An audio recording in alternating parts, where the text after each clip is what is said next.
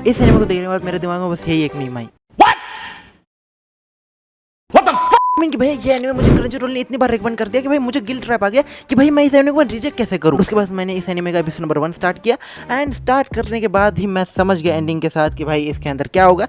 लेकिन स्टिल मैंने इतनी बार तो क्रंचीरोल ने रिकमेंड किया तो फिर मैंने सोचा चलो देख ही लेते हैं। एंड इस एनिमे को देखने के बाद मेरे दिमाग में दो चीज़ आई, तो इसको प्योर रोस्ट करना चाहिए या फिर इसने जो सीरियस टॉपिक को छेड़ा है उस चीज़ पे बात करनी चाहिए। And as type of person I am, हम दोनों चीज़ों पे बात करेंगे। एंड जो पहली चीज़ होगी वो होगी इसकी सीरियस टॉपिक, जो कि मुझे बहुत ज़्यादा अच्छी लगी। एनिमे ने जिस सीरियस टॉपिक को हाईलाइट किया वह है खूबसूरत लड़कियों की प्रॉब्लम। एंड ये चीज़ कोई फनी सेंस में नहीं, ये लिटरल प्रॉब्लम है। मतलब कि जितनी भी खूबसूरत लड़कियां होती हैं उनको कितना अटेंशन मिलता है, लेकिन हम इन सारी चीज़ों को देख के कहते हैं कि भाई उस लड़की को बहुत ज़्यादा अटेंशन मिल रहा है, वो सारी चीज़ें।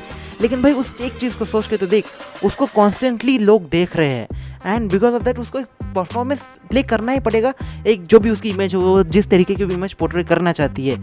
एंड अगर उस इमेज को वो फॉलो नहीं करेगी तो फिर लोग उसको ही गलत कहेंगे, उसके फ्लॉज को कोई एक्सेप्ट नहीं करेगा, हमेशा उसकी अच्छी साइड को ही देखना चाहेगा कोई भी। एंड उसके अलावा स्टॉकिंग को लेकर मेरा एक पर्सनल एक्सपीरियंस, मतलब मेरे क्लास का सबसे ज़्यादा नमूना और सबसे ज़्यादा आइडियल स्टूडेंट टाइप पर्सन था, तो बिकॉज ऑफ दैट नॉर्मली मुझे अटेंशन मिलता था हर केस से। अब स्कूल के अंदर जैसे 4 रो होती है, जिसके के अंदर 2 बॉयज़ की होती है एंड 2 गर्ल्स की होती है, तो गर्ल्स और बॉयज़ वाली जहाँ पे आती है मैं वहाँ पे ही बैठा हुआ था, थोड़ा सा ही गैप था। एंड गर्ल्स बाजू में थी एंड जो बाजू वाली गर्ल्स थी उनके साथ हमारी फ्रेंडशिप अच्छी थी।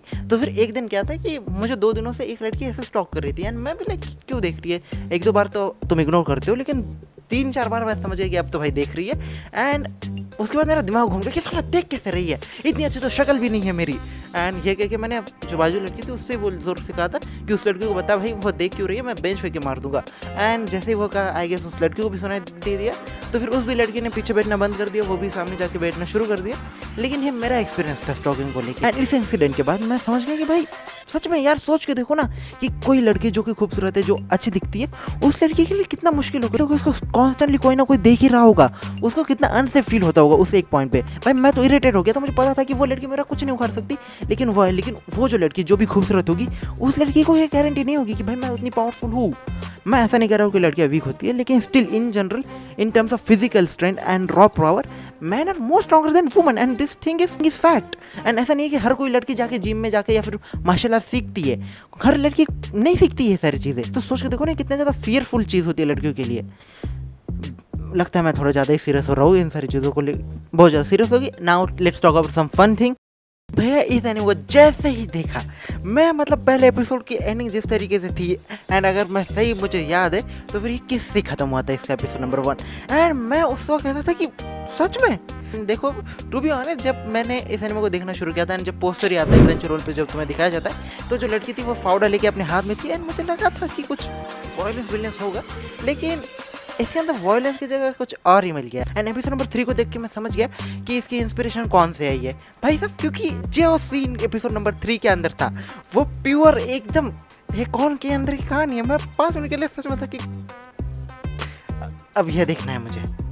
मैं प्रिपेयर हो रहा था मेंटली, अल्दो वो सारी चीज़ें नहीं दिखाई गई, लेकिन पूरी इमेजिनेशन दे दी हमें कि भाई ऐसा था, ऐसा हो सकता था, लेकिन हम नहीं गए। बाकी सिनेमा के अंदर कुछ भी अच्छा नहीं था, इसलिए मैं as a dark fantasy writer इसके अंदर डार्क चीज़ें लाऊंगा। जो अपनी ताशिबाना लड़की है, बैक स्टोरी की अपने को हिंट दी गई है कि डार्क हो सकती है, लेकिन अगर ऑथर का दिल हुआ कि नहीं भाई मैं बस डार्क बताता हूँ लेकिन डार्क जाता नहीं हूँ, तो फिर मेरा तो कट जाएगा ना। तो फिर इसलिए मैंने खुद के दिमाग में एकदम प्योर डार्क स्टोरी बनाई है इसके लिए। मतलब कि देखो इस लड़की ने अपने जो एमसी है उसका जो गार्डन था उसको तबाह किया था, तो उसने वो क्यों किया कि भैया उसको कोई लड़का पसंद था एंड उस लड़की को वो अपना एमसी पसंद नहीं था, तो फिर उसने इस लड़की को कहा कि जाओ उसका गार्डन तबाह करो एंड उसने किया। उसके बाद ये जो लड़की थी ये एमसी से एंड उसकी पूरी फैमिली से दूर हो गई एंड बिकॉज ऑफ दैट वो एक टॉक्सिक रिलेशनशिप में चली गई, जहाँ पे कि जो लड़का था वो उसका हर रोज का शोषण करता था, जिसकी वजह से वो मेंटली डिस्टेबल हो गई and now stalking MC. And वो चाहती है कि अब मेरे पास एमसी वापस आए, क्योंकि मुझे उस टाइम प्योर लव चाहिए था जो कि मुझे नहीं मिला। मैं किसी बहन के टके के पास चली गई, उस तरीके की चीज़ है। आई मीन वो फिजिकली स्ट्रांग भी है, वो अपनी फैन सर्विस भी देती रहती है एमसी को। सो बिकॉज ऑफ दैट अगर ऐसी कुछ चीज़ें हुई भाई मैं तो पागल हो जाऊंगा कि भाई फाइनली ऑथर डार्क चला गया।